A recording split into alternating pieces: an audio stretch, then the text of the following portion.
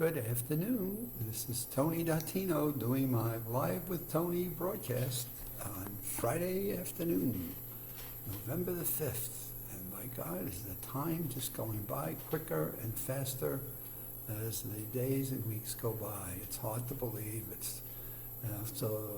First week of November, we finished our memory championship, October 23rd, which is now 2 weeks ago. And I'm catching up on my reading and catching up on what I like to share with people in terms of various elements of brain health factors that go underneath everything that we started with the USA Memory Championship, which was to show people and demonstrate to people there was so much more we could do with our mental fitness and our brain health than we ever thought possible, that we, in fact, could take personal control over. And the question that people always ask, well, what are those things? What are some of those things that we could do to take control within ourselves? And so that's the nature of what I've been doing over a year now in terms of my Live with Tony broadcast.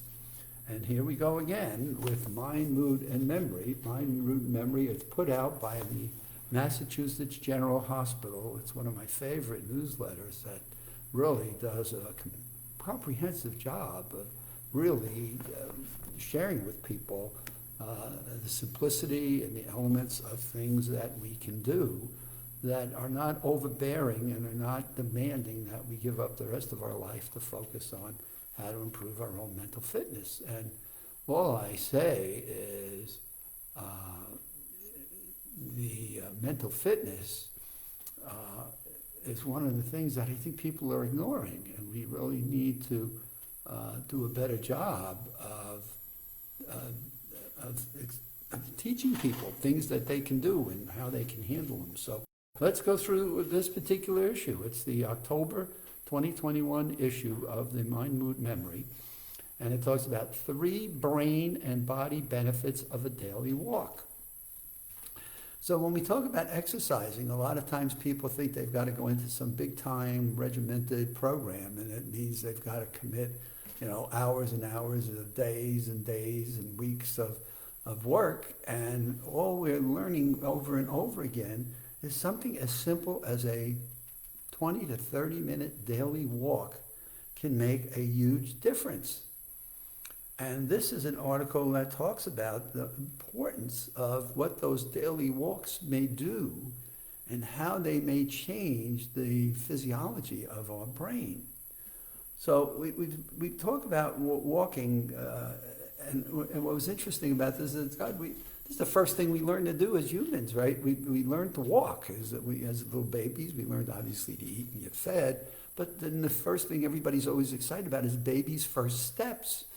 And so walking is something that we inherently start out with, and then as we get older, sometimes we become too much of a couch potato. And all this is really suggesting is, God, we don't need to be a couch potato. We can actually increase our ability to walk as we get older, and it doesn't have to be overbearing to us.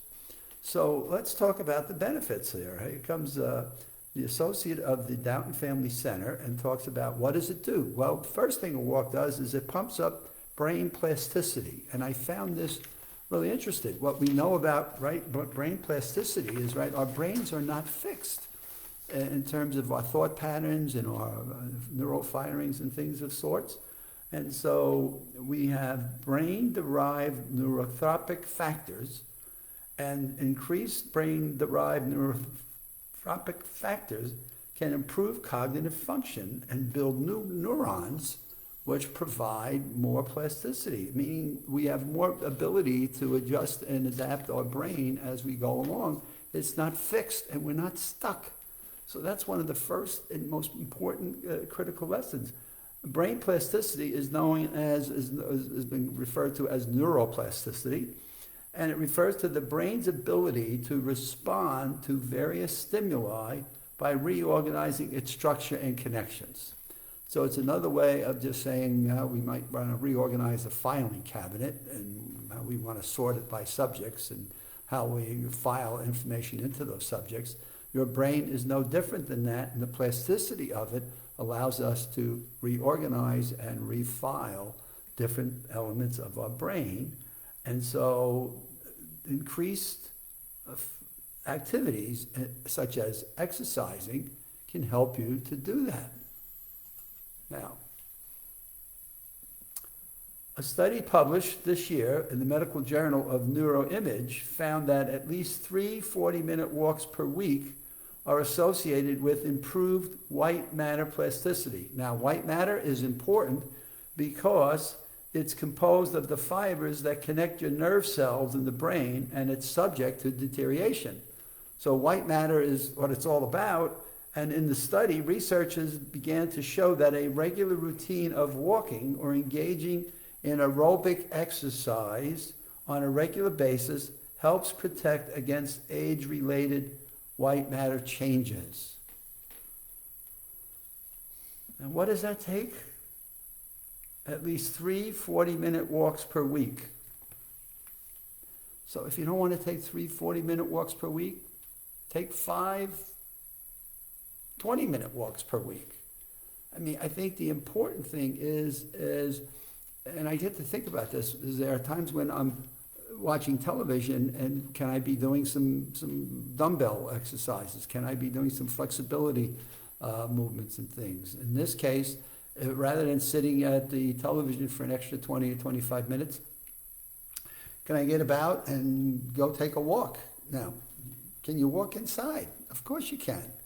You know, you got to walk from one end of the house to the other, and rather than just sitting at your sofa or on your TV chair as you're doing something, or sitting on a phone and talking with somebody, or doing your buttons on your iPhone, get up and walk.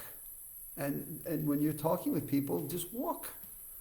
I think we can all find ways to increase our ability to walk and find it to replace things of just sitting and being sedentary.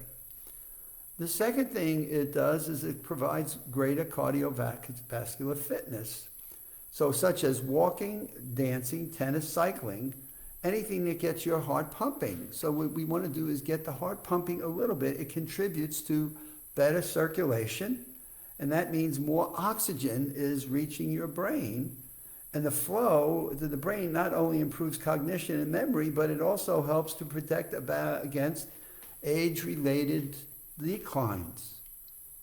So I'm just thrilled. I've had a number of MRIs done in my brain for various reasons, and I've always been so happy when a neurologist or a doctor says to me, my goodness, your brain looks like it's 10 years younger than people at your age. And I attribute that to the fact that I've been exercising since I was in my 30s, and now I'm a senior, so been a lot of years of exercising, and boy, it's great to get an MRI and have a doctor say to you, wow, your brain is, white matter is years younger than what most people your age have had. I attribute that to exercising. Well, here's it says, walking, dancing, tennis, cycling, anything that gets the heart pumping, swimming, you want to go swim, anything that gets the heart pumping is a better flow to the brain, which improves cognitive function and memory and protects against age-related declines in brain function. So this is one of those elements where we can take control over those things that we never thought we could control in the past. So we kind of just thought we were doomed, and we were to be faced with whatever would come at us. That was it. And so now we're saying is, wow, well, there's something you can do. And then last but not least, and we talk about this in the Maximum Memory Mastery online course, the other benefit of a daily walk is how and a positive well-being. Increased walking may be a protective against the impact of stress and depression. Induced stress reduction is that it also may help you boost your own creativity. Makes me think of work I did with Homeland Security, and I listened to the problems of our security and Homeland and the challenges the men and women had that guard our country and our border. And I would go out in the morning and run along the Gulf of Mexico. We had a hotel in San Padre Island, and I would go along the Gulf of Mexico and run. Right? I'd go back and forth and run along the beach, and my brain would start creating solutions to some of the challenges that we were facing and that these men and women we're dealing with. Well, here it comes, right? It helps reduce stress, but it also may help boost your own creativity. So off it goes in terms of helping with that. A study published in the Journal of Psychology found that people may be as much as 60% more creative when walking compared to when you are sitting.